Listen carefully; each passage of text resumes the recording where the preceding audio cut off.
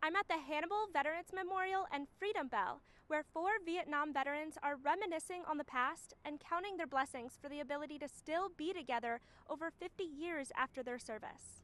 These men are survivors of the largest naval loss of life in a single incident during the Vietnam War, when the USS Forrestal caught fire, triggering a chain of explosions, killing 134 crewmen and injuring 161 crewmen.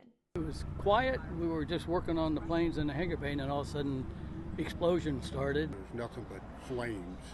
You couldn't see the ocean. Trying to get the fires under control, and that took about 18 hours. You had to bag and tag folks that didn't survive it. For 18, 19-year-old kids, it was pretty bad. Just a right place, right time. You got a cruise book, you look at them, and you think, well, geez, where would these guys be doing today? Just like any war, I guess. It's, you lose friends and you lose people you don't know, but it's hard to lose anybody. That tragedy turned strangers into brothers. These 4 men, Chris Egbert, Bob Coleman, Mike Sobel, and Larry Abel, started getting together every few years. Even as they were creating their own lives in different states, they are a package deal, celebrating marriages, watching their children grow, and of course, the reunions. They're my brothers. We know each other so well, that gets to be a problem sometimes. Good friends, somebody to get along with, and we have good times. It's something to look forward to. They're my brothers, and we just love each other. It's good, but we're getting a little old. I don't know how much longer we can do this. The group and their wives will spend the rest of the trip doing America's hometown favorites, like meeting Tom and Becky. This is their last official reunion, but they are still planning future trips to stay involved in each other's lives. Time marches on, and so we're just going to have to kind of do what we can, and we'll visit each other individually, so that'll be nice. Because when they're together, they're back to being those young naval crewmen. Boyish humor, banter, and all. I enjoy it, but I'm glad to leave when we're done too. Reporting in Hannibal, I'm Cassie Shoney with Tri-State Trusted News. Back to you. Okay, the name is Chris Egbert. I was a aviation structural mechanic. Well, this is a reunion we're holding in Hannibal, Missouri, which is my hometown. So we decided a couple of years ago everybody'd like to come to Hannibal and visit Mark Twain and see what's going on, and so I'm kind of coordinating the reunion here in Hannibal. How does it feel to be like all back together again? Oh, wonderful. Yeah. You know, after we've been getting together probably since about 1968, and it used to be 5 years, and then it got down to about 3 years, and then we're all getting old now, and so now it's gotten down to 2 years, and this may be our last full-time get-together where we'll all be at one spot at one time, because everybody's got little ailments and stuff like that, and it's hard to travel, and so this may be our last full-time reunion. So then how does that feel? Terrible. Yeah. No, it's unfortunate, but time marches on, and so we're just going to have to kind of do what we can, and we'll visit each other individually, so that'll be nice. So what do these guys mean to you? Oh, they're my brothers. Yeah. That we know each other so well, that gets to be a problem sometimes. But you know, and the other thing is, in a few more years, all the stories we've told will all be new material for us. The one thing that's our biggest claim to fame is that we were aboard the USS Forrestal on July the 29th of '67. And at that time, there was a large amount of ordnance exploded, and we lost 134 men, sailors and Marines, in about probably 45 minutes. So, and it happened to be the largest loss of naval life in one incident in the entire Vietnam War. Could you describe a little bit of what that night was like? Day. Day? Yeah, the day was like, well, it's pretty hectic. I mean, you know, you were trying to get the fires under control, and that took about 18 hours. to get those under control. And you know, you had to bag and tag folks that didn't survive it, and so it was, you know, for 18, 19-year-old kids, it's yeah, it was pretty bad. Were you friends with all of these guys before then? No, no. We all met down in Virginia Beach, Virginia, and we were attached to Attack Squadron VA-65 there in Oceana, Virginia,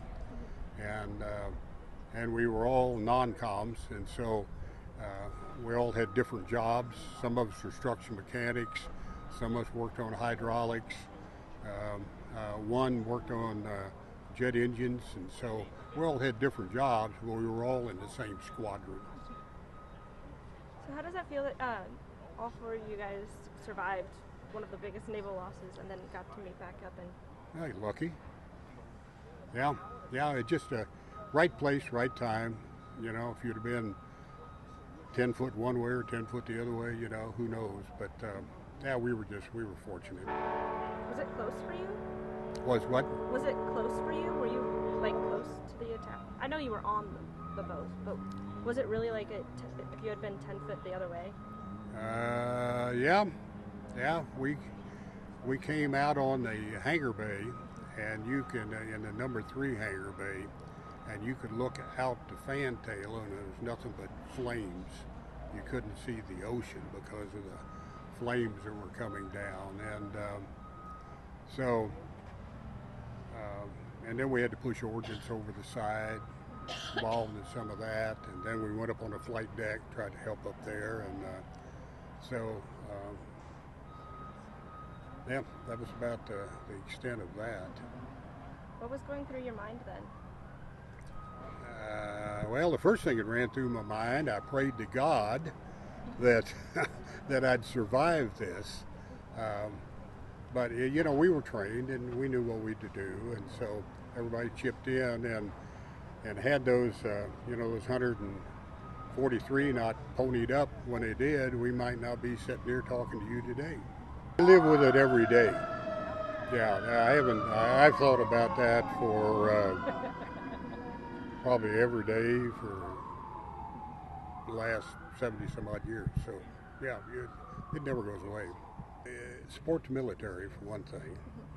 We like to make sure that people do that. If you see a Vietnam vet, thank him for his or her service, and certainly support the government and their endeavors in the the military realm. All right. Don't cut him any slack either. My name's Bob Coleman. I was an aviation metalsmith, 3rd class. So how does it feel to be back together with all these guys again? Oh, we have a great time reminiscing and just having fun. It's our, I don't know, we've been doing it for like 50 some years, 60 years almost. What do these guys mean to you? They're my brothers, and we just love each other. They were at the time, and lucky a couple of us were at the same spot, so we were able to stay together and whatever they needed to do to help the ship get back working again. Could you describe that day a little bit for me? Well, it was quiet. We were just working on the planes in the hangar bay, and then all of a sudden, explosion started, and we didn't know what was going on first. First, we thought we were attacked, but then we realized it was the ship itself was blowing up. So, how am I going to get off this thing? And then the ships came up on each side, so you weren't going to jump overboard. So Chris says, "Don't jump." So. So you were with Chris when it happened? Well, he came up where we were. It was Chris and Mike was there with us. So we started helping throwing ammunition overboard. What was the purpose of that? Well, in case it fire or anything came into the hangar bay, they bring the ordnance up, put it in the hangar bay, and then they take it up to the flight deck and load the planes.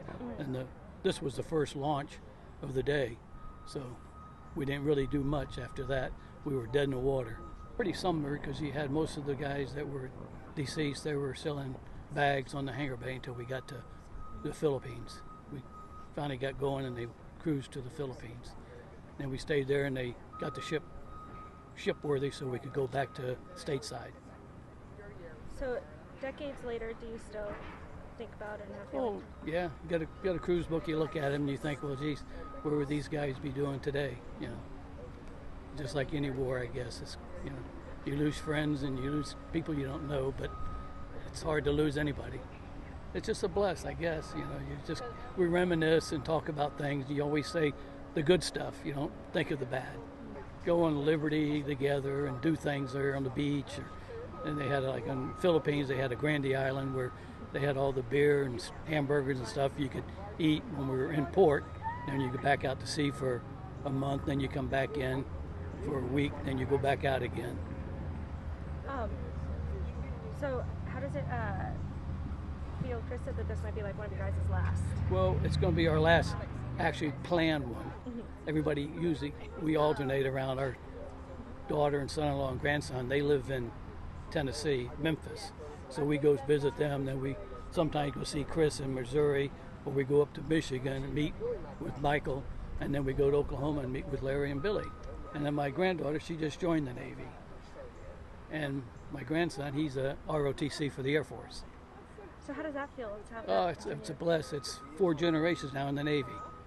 Did it start with you, or did It started with my dad, then me, and my wife's dad was in the Navy, and her other grandfather was in the Navy, so she joined the Navy. Maybe it's really in the genes for this family, huh? Yes, it is.